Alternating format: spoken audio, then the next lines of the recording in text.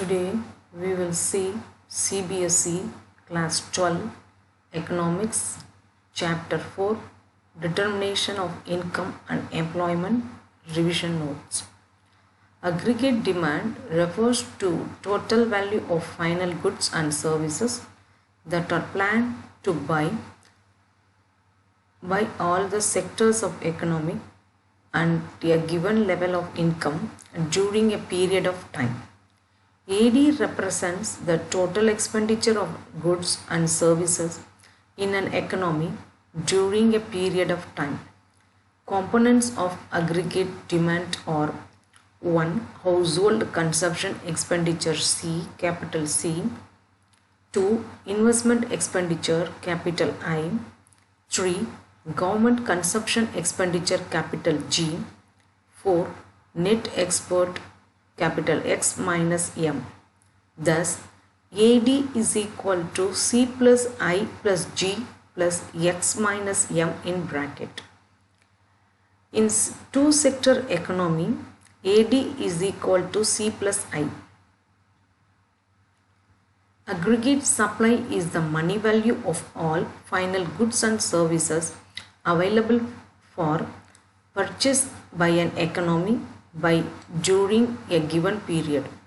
It is the flow of goods and services in the economy since money value of final goods and services is equal to net value added.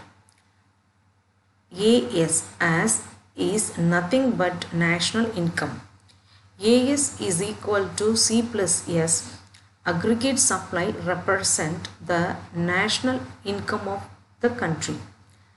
AS is equal to Y, national income in bracket. Consumption function shows functional relationship between consumption and income. C is equal to F of Y, where C is equal to consumption, Y is equal to income, small f is equal to functional relationship. Equation of consumption function C is equal to dash plus MPC into Y, where C is an consumption, dash is equal to autonomous consumption, MPC in bracket B is equal to marginal propensity to consume. It does not change or affected by change in income. It is minimum level of consumption even when income is zero. Consumption expenditure at zero level of income is called autonomous consumption. It is income inelastic. Induced consumption is the expenditure which is affected by change in income. It is indicated by MPC into Y. Induced consumption is a proportion of consumption that varies with disposal income. Propensity to consume. It is a schedule that shows consumption expenditure at different levels of income in an economy. Consumption function in bracket propensity to consume is of two types. One is average propensity to consume, APC. B. Marginal propensity to consume, MBC. Average propensity to consume, APC. It refers to the ratio between total consumption C and total income Y at a given level of income in the economy. 2 points about APC. 1. APC is more than 1 as long as consumption is more than national income before the break even point APC greater than 1. 2. APC is equal to 1 at the break even point consumption is equal to national income. 3. APC is less than 1 beyond the break even point consumption is less than national income. 4. APC falls with the increase in income. 5. APC can never be zero because even at zero level of national income there is autonomous consumption. Marginal propensity to consume, MPC, marginal propensity to consume refers to the ratio of change in consumption expenditure to change in income. Important points about MPC. 1. Value of MPC varies between 0 and 1.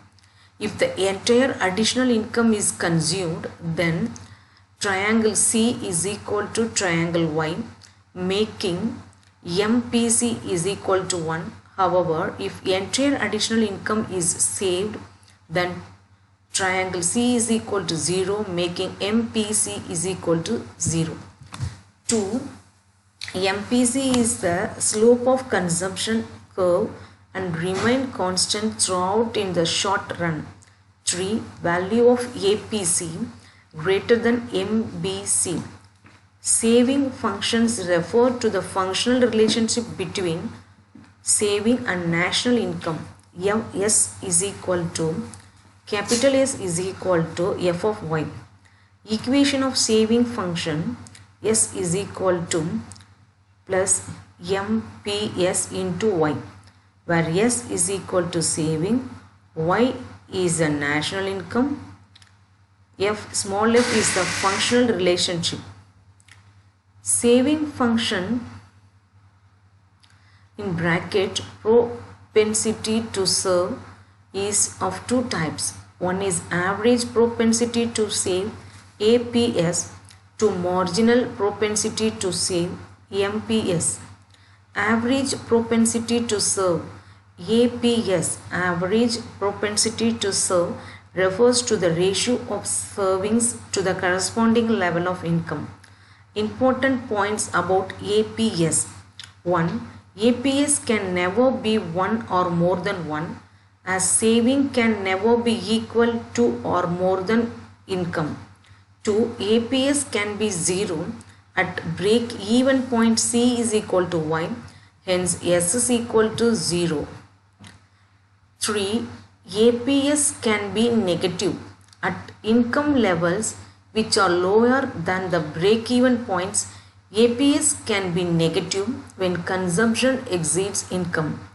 4. APS rises with increase in income. Marginal propensity to serve, MPS, marginal propensity to serve refers to the ratio of change in savings to change in total income. MPS varies between 0 and 1. 1. MPS is equal to 1 if the entire additional income is saved. In such a case, triangle S is equal to triangle Y, then NPS is equal to 1. 2. MPS is equal to 0 if the entire additional income is consumed. In such a case, triangle S is equal to 0, then MPS is equal to 0. 3.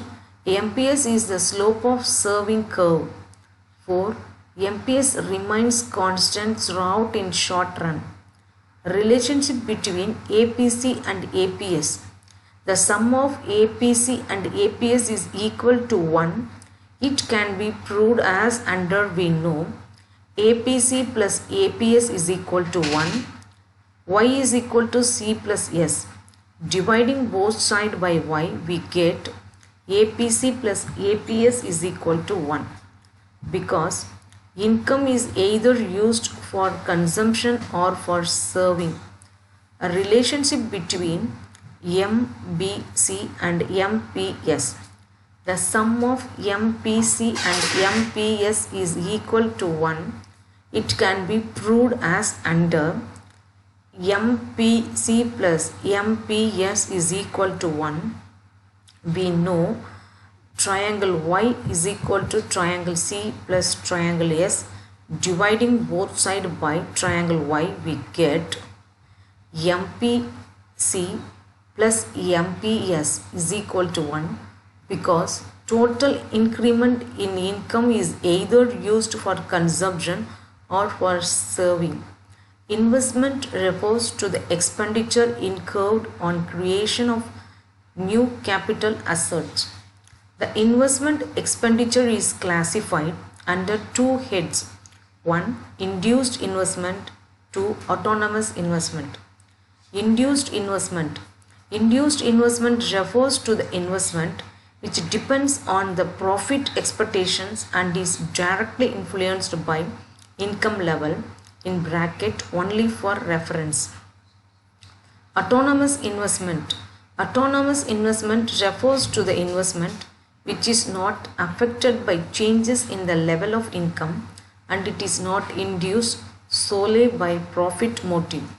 It is income inelastic.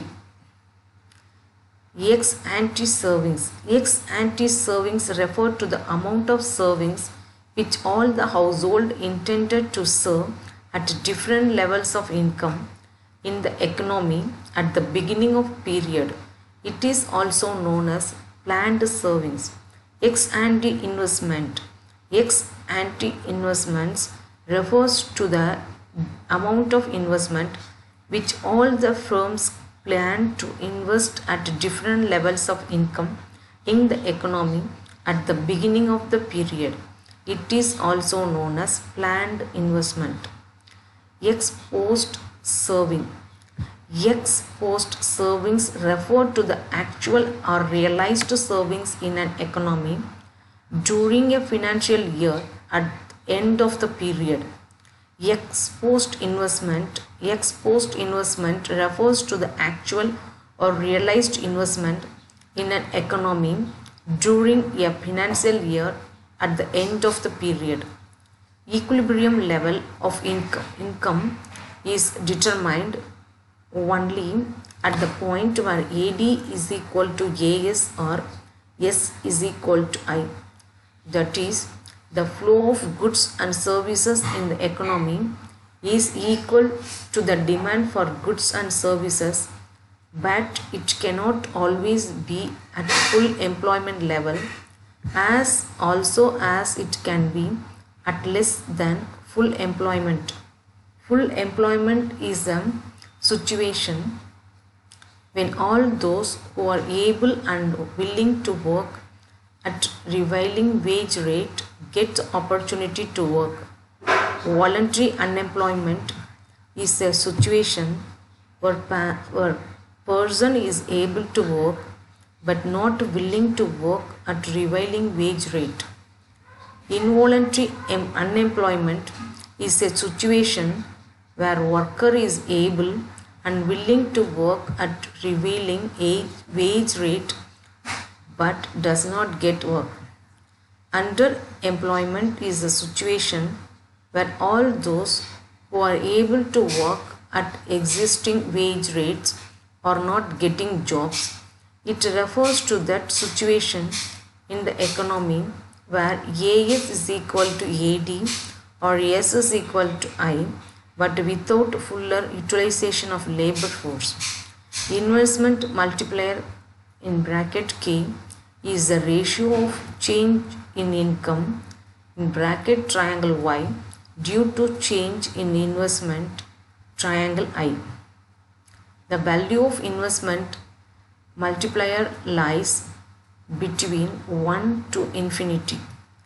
Excess demand refers to a situation when aggregate demand exceeds aggregate supply corresponding to full employment. Inflationary gap is the gap by which actual accurate demand exceeds the level of aggregate demand required to establish full employment. It measures the extent of excess demand. Deficient demand. When AD falls short of AS at full employment, it is called deficient demand. In other words, AD less than AS at the level of full employment, it is called deficient demand. Deflationary gap is the gap by which the actual accurate demand is less than the level of aggregate demand required to establish full employment. It measures the extent of deficient demand. Methods to control excess demand or deficient demand. Fiscal measures or fiscal policy.